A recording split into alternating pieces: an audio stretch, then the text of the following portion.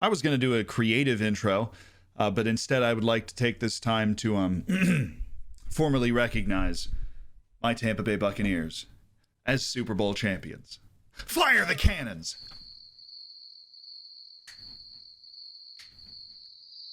All right, Reese, you can start the video anytime you want.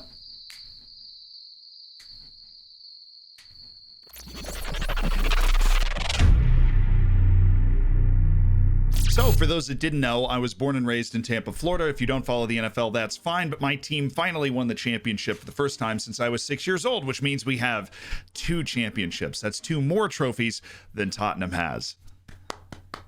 Low-hanging fruit.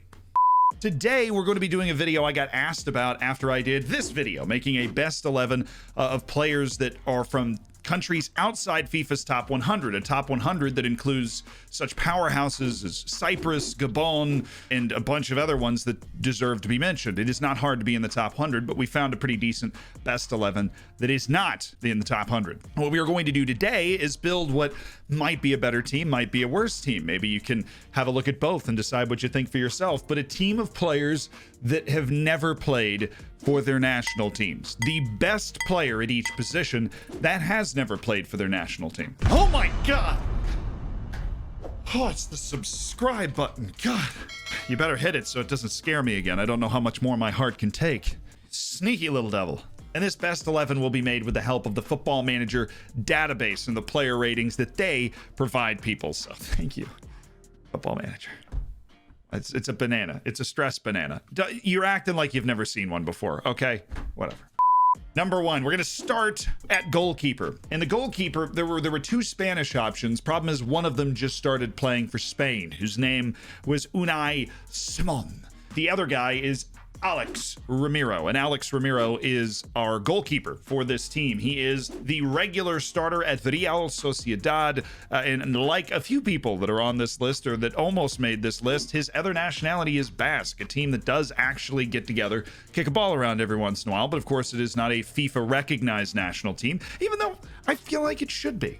If Wales has its own national team, Basque, that's complicated, whatever. But Alex Romero is a rock-solid goalkeeper. He's good at everything, great at nothing. He's got a couple of seasons under his belt as a feature goalkeeper in La Liga for not only Real Sociedad, but Huesca as well. So, solid player, certainly not near the best players that we're going to have on this list, though, which is a little surprising. I feel like goalkeeper would be one of the easiest ones to not play for a national team, but alas, he actually ended up going from Bilbao to Sociedad in a free transfer. Basque drama. But now we're moving up to the right to right back for the player that, in my opinion, is probably going to ruin this list first, and that is 23-year-old, which means he's younger than me, and it's a weird feeling. It's a weird feeling. 23-year-old Aaron Wan-Bissaka of Manchester United. Definitely one of the bigger name brands on this list. And of course, Football Manager loves him because they gave him a 20 at tackling. It's hard not to make a list like this with your overall ability being the highest at your position. He has 20 at tackling. Like Aaron Wan-Bissaka, he's going to play soon. And just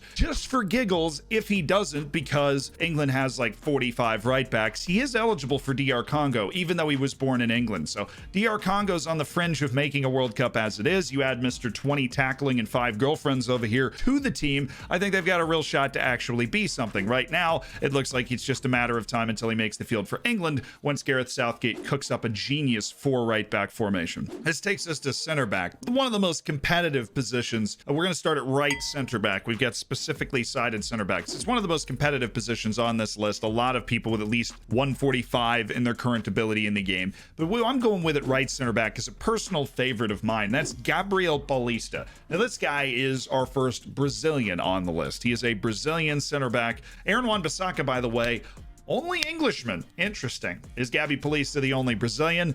You'll have to wait and see. That doesn't even count as a teaser, I don't think. Ballista's at Valencia. He, of course, played for a Premier League team, Arsenal. You may have heard of them. They're in a relegation battle right now, but it's a near-run thing. Ballista is a very athletic, good-sized center back that he doesn't have those world-class qualities, and he was a bit of a late bloomer. Those two things mean he has no appearances in a Brazilian shirt in any of the higher youth-level national teams. games, and he has no senior appearances, obviously, even though he is in the game an important player for Valencia, and he is. He plays regularly in La Liga for them after his $12 million move to Valencia from Arsenal, who bought him from Villarreal for $16 million.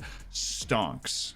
Yeah, poor guy has no registered youth national team career. I think Transfermarkt keeps it from like U16s upwards. So Gabrielle Ballista, that's a deep national pool. He's not a small fish, a lot of bigger fish. A lot.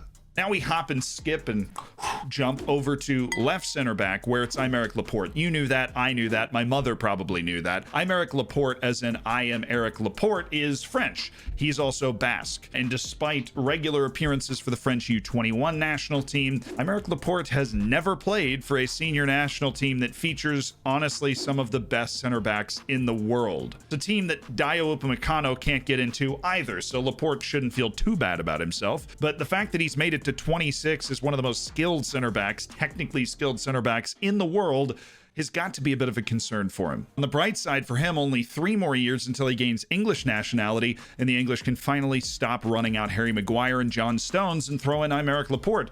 Because honestly, the way the French national team pool is developing, Laporte, if he keeps getting those nicks and knocks, looks like he might be left out for good, even though he's the most talented player on this team, according to Football Manager. And speaking of the French national team, we're now headed to left back for somebody that, instead of being, maybe into the prime of their career, is just on the up and up. We've got 2 young, talented fullbacks on this team. The left back is Theo Hernandez from AC Milan. Now, 3 years ago, Theo Hernandez took a loan move from Atletico Madrid to Real Madrid for just over $25 million US, but he didn't pan out. He only made 13 appearances. He got loaned to Real Sociedad. When he came back from the loan, they bounced him out to AC Milan, where he's now a regular starter. You got to figure all of that movement has disrupted his potential stability and call up to the national team, but he is good enough. It's also worth noting that he is attempting to get called up to the best national team in the world, the reigning World Cup champions, but his transfer mark value is at 55 million. So how many countries are going to keep that guy out of the national team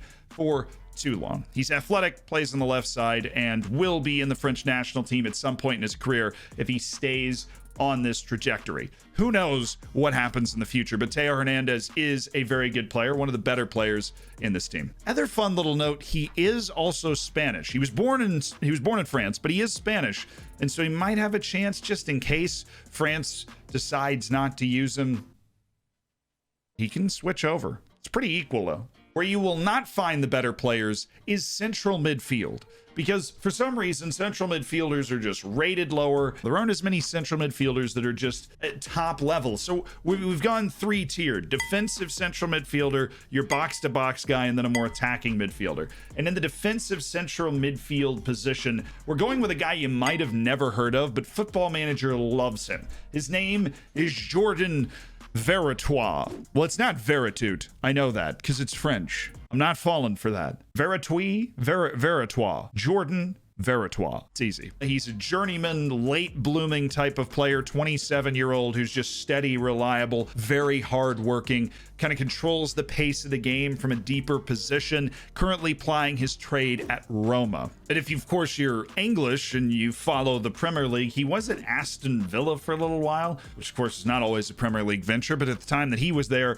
it was. They bought him from Nantes for 11 million. This was all the way back in 2015 after he battled his way up at Nantes through the academy. Villa loaned him out a year later to Saint Etienne and then sold him to Fiorentina, and he's made a home for himself in Italy, battling it out at Fiorentina, got a loan move to Roma. They liked him so much that they bought him for a $17.6 million transfer fee. So we're talking about a classic, pretty darn good player who's making a great living and is a regular starter for a very good team. He's just not good enough, and he will never be good enough to be in the French national team. But now we move up the midfield to previous supernova at Valencia and current box-to-box midfielder for this best 11, Carlos Solaire. He's an incredibly balanced player with pretty good athleticism, pretty good intelligence, pretty good everything else. A load, by that I mean 20 U21 appearances for Spain, so he was very good, very young, has been on Valencia's radar forever. He looks like a career man maybe at Valencia. He's already well over 100 appearances for the club at 23, but the question is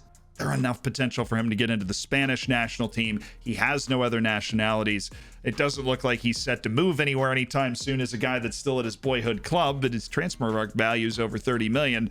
Who knows? Everybody seems to value midfielders, but Carlos Solaire looks like another type of lifer. He's not one of the better guys on this list. He's somebody that might struggle to hang at one of the top clubs in the world, and that's no knock on Valencia. They're certainly in that next tier, but that might be where he has to make his home, at least according to what I've seen and Football Manager has seen. Now it's time for our attacking midfielder, and this one's going to come out of absolutely nowhere for you. It's a guy that just turned 27. He plays in China. He has also never played in a Power 5 league, and this is all on Football Manager on this one. They love Talisca. He has 4 Brazilian U23 appearances and a goal at that level, but he moved from Benfica to China and Guangzhou Evergrande for 21 million, and that move was made 2 years ago. And Benfica is the highest level he played at. He'd also had a run out with Besiktas, at various points in his career, but now he's in China. He's absolutely shredding, as you might expect. He is a big, technically skilled, which are two things that I guess don't necessarily always go together, attacking style midfielder. This is a type of attacking midfielder that can step all the way up and play striker if you want him to. He's 6'2", 171 pounds, places his shots according to the games, and he is, of course, very good in the air. He's got 16 heading, and he's a lethal player in dead ball situations. He's different. Unlike the other two midfielders, he's not balanced. Like the other two midfielders, he's probably got no shot at making his born national team. Good news for China, he's 1 year away from Chinese nationality, which means they might just commandeer him for the national team, and why wouldn't he want to play for the country that's paying him $26 million a year? That's right. Moving on to the attacking 3, where we are going to be a little watered down. I'm going to hit you with a few players you might not have heard of that Football Manager is high on, and I have to agree. The right wing is from Real Sociedad. Again, back to the Basque area, a dude named Portu, that you've probably never heard of. He's a player who, even at the age of 24, was valued under $1 million by Transfermarkt. He's a classic nose to the grindstone, improving year over year type player who is now 28 years old and really at the peak of his career. He didn't make it at Valencia, only made 1 appearance coming through the academy, had to leave, work his way up through Girona, Real Sociedad. He started at Albacete, who are not a top flight team in Spain, and then finally he's into the starting lineup at Real Sociedad, and he's battened it down. There are not a ton of options at right wing for this situation, and Porto is one of the worst players on this list. But you know what? Good for him. He gets a shout out for a nice long tough career where he's scratched out, a lot more than a living wage, but a real solid starting spot in a top league, despite the fact that he's not big, not fast. He just plays hard and plays with skill on the outside, and he has a lot of versatility too. Porto can plug in a couple of holes in our best 11 here. And that's a similar guy to who we have on the left. And this is where there's going to be plenty of controversy. But after a full review of the Football Manager scouting database, our starting left wing is Ezekiel Avila of Argentina, who is that much better than Alan St. Maxim. Now, he's not quite the dribbler that St. Maxim is, but he's certainly more well-rounded and a better goal scorer. Now, Shimi Avila, as he's known, is also very athletic. He is diminutive and has no youth caps for Argentina. He's definitely a classic late bloomer. San Lorenzo was his starting point in Argentina. He played there for a while, then got a loan move to Huesca in Spain to kind of test his mettle. And after that loan move, Huesca scoops him up, and then Osasuna scoops him up from Huesca, and he's toiling away in La Liga, just as our other winger is. And this guy, the same as a lot of people you'd find off the left, he cuts inside on his right foot and is perfectly comfortable playing as a center forward as well. Not a lot of tall dudes on this list, and only 1 Brazilian and 1 Argentine. Europe apparently has deeper national pools these days. Who knew? I love these types of stories, though. This dude had, at the age of 24 years old, was valued still under $1 million on Transfermarkt, and now look at him, 11 million. More importantly, regular starter in La Liga, which is he was purchased for $3 million, which would probably make him the least valued player on this entire list. It absolutely would, actually, because the striker is Odson Edouard. was going to be Dominic Calvert-Lewin, but then he went and actually played for England. So Odsonne Edouard is next up. And in terms of international excellence, Edouard, the Celtic number 9, is, well, brilliant. He's got 15 goals in 10 appearances for the French U21s, which means he's looking ready. Here's your fun fact of the day. Odsonne Edouard, while he is French and, of course, a French citizen, was born here. French Guiana, which is the only mainland country in all of the Americas that is still directly controlled by Europe, which, yeah, I told you were getting a fun fact of the day. That's it. Regardless, if you don't know who Odsonne Edouard is, he's going to make a move soon, I'm imagining, from Celtic, because he's been tremendous since moving up to Scotland from PSG. Great purchase by Celtic, even though they're now flaming out of the league. He's a big center forward, very traditional number 9, good strength, good finishing. All-around good player who you expect to break into a top 5 league soon enough because, well, he just turned 23. And there you go. Here it is. The world's best 11 players, according to Zealand and Football Manager, that have not played for their senior national teams yet. There are a few opportunities to play for other national teams. Laporte playing for England is a particularly interesting one, but he has to play for France eventually, right? I don't know. I'll see you on stream, and I'll see you on another video. Go Bucks.